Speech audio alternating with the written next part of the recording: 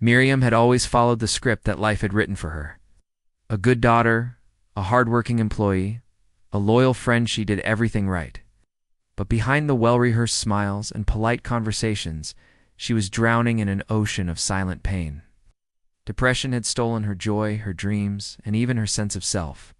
Each morning, she woke up feeling like she was carrying a weight too heavy to bear. She moved through life in autopilot, checking the boxes society had given her, but inside, she felt empty. Nights were the worst. Her thoughts raced, reminding her of every failure, every reason she wasn't enough. One evening, after another exhausting day, Miriam sat alone in her room, staring at an old journal she had abandoned years ago.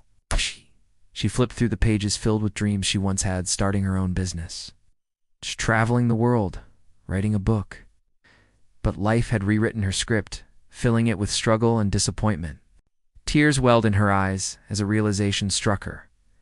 Why was she letting life dictate her story? At that moment, Miriam made a choice. She would no longer be a passive character in her own life. She picked up a pen and started writing a new script, one where she prioritized her happiness, chased her dreams, and embraced her imperfections. The journey wasn't easy. There were setbacks, moments of doubt, and days when the darkness tried to pull her back. But she kept going. She started therapy, quit the job that drained her soul, and took small steps toward the dream she had buried.